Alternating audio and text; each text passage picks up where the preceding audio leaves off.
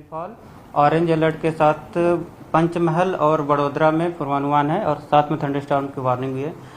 और मेहसाना, साबरकांठा, अरावली, खेड़ा, दाहोद, महिसागर, छोटा उदयपुर, नर्मदा, वलसाड़, नौसारी, डांग, तापी और दमन दादरा नगर हवेली के लिए हैवी रेनफॉल की वार्निंग है। साथ में येलो अलर्ट जारी है।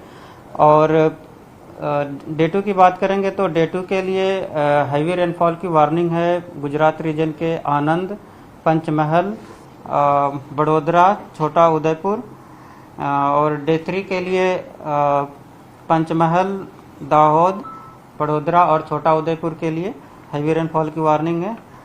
और डे 4 के लिए खेड़ा और आनंद, पंचमहल, दाहोद, बड़ोदरा और छोटा उदयपुर के लिए हैवी रेनफॉल की वार्निंग है और साथ में येलो अलर्ट जारी है। और डे 5 के लिए सूरत, डांग, नौसारी, वलसाड़, दमन और दादरा नगर हवेली के लिए हैवी रेनफॉल की वार्निंग है। और सौराष्ट्र रीजन की बात करेंगे तो सौराष्ट्र रीजन के लिए आज के लिए हैवी रेनफॉल की वार्निंग है सुरेंद्रनगर, राजकोट, जूनागढ़, अमरेली, भावनगर, गिर सोमनाथ और बोटा के लिए। और डे 2 की बात करेंगे तो डे 2 के लिए सुरेंद्रनगर, अमरेली, भावनगर और गिर सोमनाथ के लिए हैवी रेनफॉल की वार्निंग है। और डे 3 के लिए अमरेली और भावनगर के लिए हैवी रेनफॉल की वार्निंग है। और डे 1, डे 2 और डे 3 के लिए पूरे गुजरात और सौराष्ट्र और साथ में कच्छ रीजन के लिए थंडरस्टॉर्म की वार्निंग है। और फिशरमैन वार्निंग की बात करेंगे तो डे 1 और डे 2 के लिए साउथ गुजरात कोस्ट के लिए फिशरमैन की वार्निंग है। और जो विंड स्पीड रहेगी वो 35 से 45 kmph और साथ में जो गस्टिंग है वो 55 kmph के आसपास रहने का पूर्वानुमान है। कौन सी सिस्टम है अभी? आज एक सेंट्रल गुजरात के आसपास एक साइक्लोनिक सर्कुलेशन बना हुआ है जिसके कारण आज के लिए जो है वेरी हैवी रेनफॉल की वार्निंग दी गई है वो पंचमहल और बड़ोदरा के लिए। और जो हैवी रेनफॉल की वार्निंग दी गई है वो गुजरात रीजन के लिए मेहसाना है, साबरकांठा, खेड़ा, अरावली, पंचमहल, दाहोद, छोटा उदयपुर, नर्मदा, नौसारी, वलसाड़, दमन और दादरा नगर हवेली। और सौराष्ट्र के लिए सुरेंद्रनगर, राजकोट, जूनागढ़, अमरेली, भावनगर, गिर सोमनाथ और बोटा के लिए हैवी रेनफॉल की वार्निंग है। साथ में येलो अलर्ट जारी है। गांधीनगर में क्या सिचुएशन? अहमदाबाद और गांधीनगर में लाइट टू मॉडरेट रेनफॉल का पूर्वानुमान है और साथ में थंडरस्टॉर्म की वार्निंग है। मॉनसून प्रोग्रेस कैसे? मानसून प्रोग्रेस है जो नॉर्दर्न लिमिट है वो मुंड्रा से होते हुए मेहसाना तक मानसून गुजरात रीजन में प्रवेश कर गया है।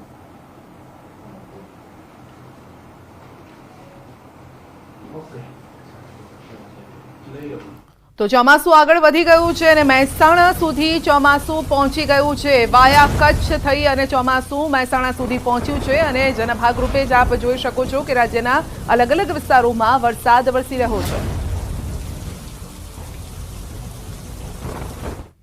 તો અમદાવાદમાં વાસણા બેરેજના ગેટ ખોલાયા છે। વાસણા બેરેજના 4 ગેટ 2 ફૂટ ખોલાયા છે। વાસણા બેરેજમાંથી 6700 ક્યુસેક પાણી છોડાયું છે। ફતેવાડી કેનાલમાં 480 ક્યુસેક પાણી છોડવામાં આવ્યું। પાણીનો નિકાલ કરી વાસણા બેરેજના 132.50 ફૂટ સપાટી લેવલ જાળવી રખાશે।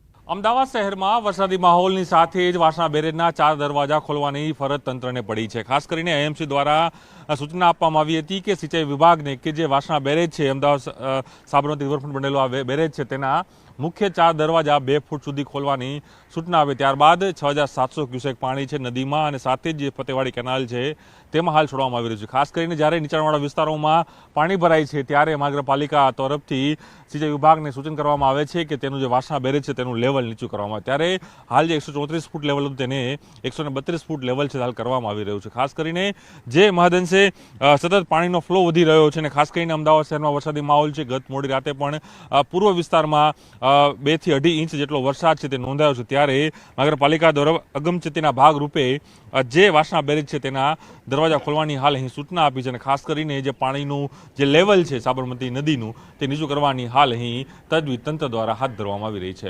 અમિત શર્મા સાથે પ્રણવ પટેલ, ન્યૂઝ 18 અમદાવાદ। તો અમરેલીમાં કારમાં લાગી ભીષણ આગ. દામનગરમાં કારમાં આગ લાગી છે. કાર ચાલકનો આ બાદ બચાવ થયો છે. તો રાફડા ચોકડી પાસે સીએનજી કારમાં આગ લાગી હતી, જોકે કોઈ જાનહાનિ નથી થઈ. કારમાં આગ લાગતા અફરાતફરી મચી ગઈ. આગમાં કાર ખાક થઈ ગઈ છે. દામનગરના રહેવાસી યુવકની કારમાં કોઈ કારણોસર આગ લાગી હતી અને કાર આગમાં બળીને ખાક થઈ ગઈ છે.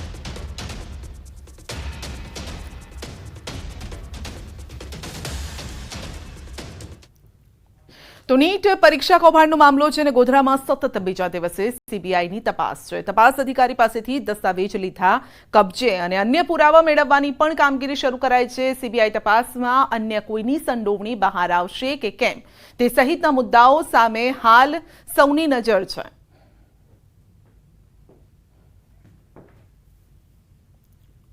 તો નીટ પરીક્ષામાં ગેરરીતિને લઈને યુથ કોંગ્રેસનો વિરોધ છે. વડોદરાના સયાજીગંજ વિસ્તારમાં ધરણા, બેનર, પોસ્ટર, પ્લે કાર્ડ સાથે વિરોધ પ્રદર્શન. દેશભરના વિદ્યાર્થીઓનું ભવિષ્ય બગાડ્યાનો આરોપ પણ લાગ્યો છે અને નીટ પરીક્ષાનું ફરીથી આયોજન કરવા માંગ છે. તો યુથ કોંગ્રેસે ચક્કાજામ કરતા વાતાવરણ ઉગ્ર બન્યું. યુથ કોંગ્રેસ અને પોલીસ વચ્ચે ઘર્ષણ, કાર્યકરોની ટીંગાટોળી કરાઈ છે. પોલીસે 10થી વધુ કાર્યકરોની અટકાયત કરી છે.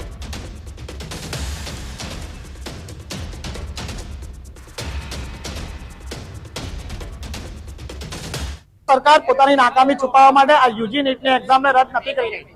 યુથ કોંગ્રેસની એવી માંગ છે જે 24 લાખ વિદ્યાર્થીઓએ આ યુજી નીટની એક્ઝામ આપી છે, એમના ભવિષ્ય સાથે ચેડા ન કરી અને આ યુજી નીટની એક્ઝામ રદ કરી અને ફરીથી યુજી નીટની એક્ઝામ લેવામાં આવે એવી માંગ સાથે દેશવ્યાપી ધરણાનો કાર્યક્રમ રાખેલ છે. પરીક્ષામાં ગેરરીતિ થઈ અને અનેક જે યુવાનો છે તેમનું ભવિષ્ય જોખમમાં મુકાયું, ભવિષ્ય બગડ્યું છે, ત્યારે જે યુથ કોંગ્રેસ છે તે મેદાનમાં આવ્યું છે. તમે જોઈ રહ્યા છો કે છેલ્લા ઘણા દિવસોથી જે કોંગ્રેસ છે તેમના દ્વારા નીટની પરીક્ષાને લઈને જે છે ગેરરીતિ થઈ છે તેને લઈને વિરોધ નોંધવામાં આવી રહ્યો છે. ત્યારે આજે ફરી એક વખત જે યુથ કોંગ્રેસ છે તેમના દ્વારા વડોદરા શહેરના ડેરીડેન સર્કલ ખાતે વિરોધ પ્રદર્શન કરવામાં આવી રહ્યું છે અને ચક્કાજામ. બુલેટિનમાં આગળ વધીશું નાનકડા બ્રેક બાદ.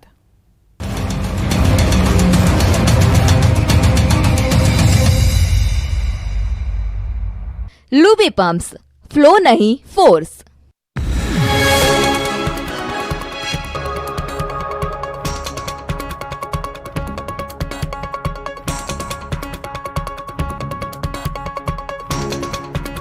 લૂબી પમ્પ્સ, ફ્લો નહીં ફોર્સ.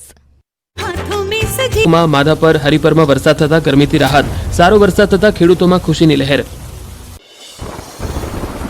તાપી જિલ્લામાં વરસાદનું જોરદાર આગમન. વ્યારા સહિતના અનેક વિસ્તારમાં ગાજવીજ સાથે વરસાદ. વાવણી લાયક વરસાદ થતા ખેડૂતોમાં ખુશીનો માહોલ. રાજકોટમાં પ્રી મોન્સૂન કામગીરીના ધજાગરા. પાણી ભરાયા બાદ જાગ્યું વહીવટી તંત્ર. વગર ચોકડી પાસે ડેપ્યુટી કમિશનર સહિતના અધિકારીઓએ કરી સમીક્ષા. જેસીબી સહિતના સાધનોથી પાણીના નિકાલની કરાઈ કામગીરી. ભાવનગર શહેરમાં વહેલી સવારથી વાતાવરણમાં અચાનક આવ્યો પલટો. જામ્યો વરસાદી માહોલ. શહેરમાં અનેક વિસ્તારોમાં સામાન્ય વરસાદ. અમરેલી જિલ્લામાં મેઘરાજાએ જમાવટ બોલાવી. લાઠી, જાફરાબાદ સહિત આસપાસના વિસ્તારમાં ધોધમાર વરસાદ. વાતાવરણમાં ઠંડક ફેલાતા લોકોએ હાશકારો અનુભવ્યો.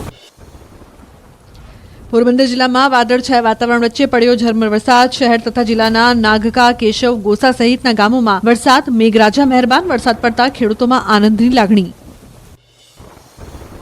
ભરૂચમાં ધોધમાર વરસાદ વરસ્યો. પહેલા જ વરસાદમાં નીચાણવાળા વિસ્તારોમાં પાણી ભરાયા. ફુરજા 4 રસ્તા, કલેક્ટર કચેરી, મહમ્મદપુરા સહિતના વિવિધ વિસ્તારોમાં મેઘરાજાની પધરામણી. જામનગરના કાલાવાડમાં અડધો ઇંચ વરસાદ ખાબક્યો. નીચાણવાળા વિસ્તારોમાં રસ્તાઓ પર નદી વહેતી હોય તેવા દ્રશ્યો સર્જાયા. સારા વરસાદથી વોકડામાં નવા નીરની આવક. ભરૂચ જિલ્લામાં ચોમાસું જામ્યું. તમામ 9 તાલુકામાં સાર્વત્રિક વરસાદ. વાલિયામાં પડ્યો 2 ઇંચ વરસાદ. અંકલેશ્વર અને ઝઘડિયામાં 1 ઇંચ, નેત્રંગમાં 1.5 ઇંચ વરસાદ નોંધાયો. દ્વારકામાં પવન સાથે દરિયામાં ભારે કરંટ. ગોમતી ઘાટ સહિતના દરિયા કિનારે 15 થી 20 ફૂટ ઊંચા મોજા ઉછળ્યા. દરિયા કિનારે યાત્રિકો આનંદ માણતા જોવા મળ્યા. દ્વારકાના ભાણવડ પંથકમાં ધોધમાર વરસાદ. જામપર ગામને નવા ગામને જોડતા રસ્તા પર નદીઓ વહી. રસ્તા પર પાણી ભરાઈ જતા વાહન ચાલકો અટવાયા. દ્વારકામાં સાર્વત્રિક વરસાદી માહોલ છવાયો. ખંભાળિયાના કેશોદ, વિજલપર સહિતના ગામોમાં ભારે પવન સાથે ધોધમાર વરસાદ વરસ્યો. જિલ્લામાં વરસાદ વરસતા ખેડૂતોમાં ખુશીનો માહોલ જોવા મળ્યો. રાજકોટ મનપાની વધુ એક બેદરકારી સામે આવી. શહેરના વાવડી વિસ્તારમાં વરસાદી માહોલમાં રોડ બનાવવા માટે ખાડો ખોદી નાખતા ખાડામાં ભરાયું પાણી. ખાડામાં 2.5 થી 3 ફૂટ પાણી ભરાતા વધી લોકોની સમસ્યા. રાજકોટમાં વરસાદે તંત્રની પોલ ખોલી. 1 ઇંચ વરસાદમાં પોપટપરા નાલામાં ભરાયા પાણી.